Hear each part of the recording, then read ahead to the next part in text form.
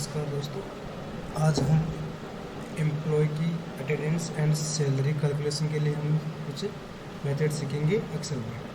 तो इसके लिए मैंने एम्प्लॉय का नाम और उनकी पोस्ट डाला रखी है। अब जैसे मान लेते हैं कि एम्प्लॉय हैं हमारे पास 7 और उनकी अलग अलग पोस्ट अपने पास है। अब हम यहाँ पर सप्ताह के 7 दिन होते हैं, उनको हमने नोट कर रखा है मंडे से लेके संडे तक। जैसे मान लो कि संडे को क्या रहता है, हॉलीडे रहता है, तब हम यहाँ पर हॉलीडे टाइप कर लेंगे और फिर हम इसमें हटा देंगे। अब जैसे यहाँ पे हॉलीडे आ चुका है, हम यहाँ से कर्सर को इन सभी में ले लेते हैं ताकि ये एक साथ हॉलीडे हो जाए। फिर हम बात करते हैं मंडे की। अगर कोई प्रेजेंट रहता है तो हम पी लगाते हैं और एब्सेंट रहता है तो ए, और अगर किसी ने लीव ले रखी है तब हम वहाँ पे एल लगाते हैं। So start. जैसे हम इसमें प्रेजेंट, नेक्स्ट में प्रेजेंट, फिर लीव ले लेता है,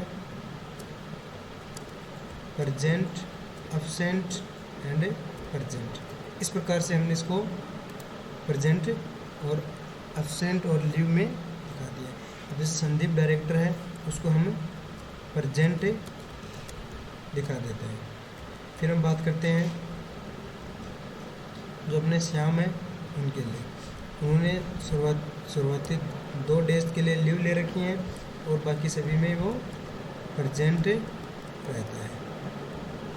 ठीक है, तो इस प्रकार से हम इसमें कर लेते हैं इसको।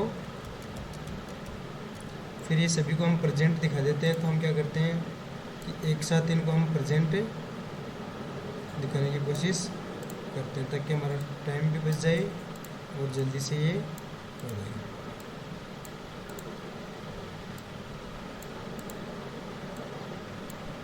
ठीक है दोस्तों, अब हम यहाँ पर इनके डेज काउंट करते हैं कि कितने डेज इन्होंने काम किया। तो हमें पता है कि सप्ताह में 7 दिन होते हैं, लेकिन इसके लिए हम एक यहाँ पर फॉर्मूला काउंट करेंगे।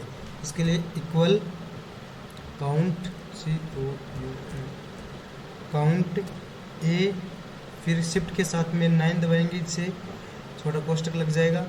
फिर हम क्या करेंगे, यहाँ से लेकर पूरी सेल को जहाँ तक हमें करना है वहाँ तक काउंट कर लेंगे और फिर शिफ्ट के साथ में 0 दबाते हैं, जिससे ब्रैकेट लग जाता, बंद हो जाता है। फिर हमें एंटर करते हैं।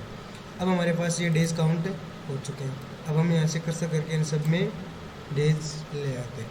अब हम बात करते हैं जो प्रेजेंट, एब्सेंट और लीव डेज की बात करते हैं, कौन कितना प्रेजेंट रहा, कौन कितना एब्सेंट रहा।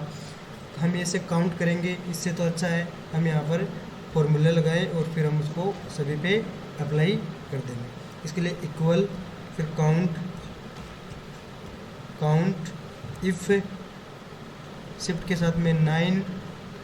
फिर हम क्या करेंगे, यहाँ से पूरी सेल को सिलेक्ट करेंगे, फिर कोमा, इन्वर्टेड कोमा। अब हमें प्रेजेंट है यहाँ पर तो फी लिखेंगे, फिर इन्वर्टेड कोमा और शिफ्ट के साथ में 9, फिर यहाँ पे एंटर कर देंगे। अब देखिए, जिसमें हम देख रहे हैं कि यहाँ पर ये 4 डेज ही प्रेजेंट रहा। इस प्रकार से ये हम इसमें काउंट कर लेंगे। अब इसमें ये भी 4 डेज और बाकी सभी 6 डेज प्रेजेंट रहते हैं। इसी प्रकार से हम एब्सेंट के लिए भी लगाएंगे equal C count if, shift के साथ में 9, सेल को सिलेक्ट कर लेंगे, कोमा लगाएंगे, इन्वर्टेड कोमा। अब इस बार हमें एब्सेंट दिखाना है तो ए, इन्वर्टेड कोमा, कोष्टक बंद।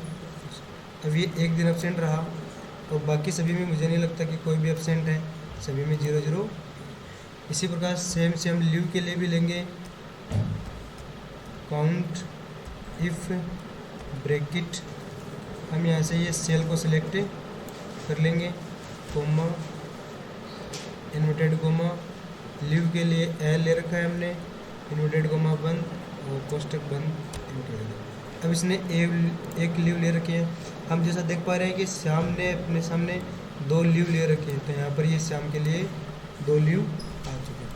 अब हम बात करते हैं पर डे सैलरी की।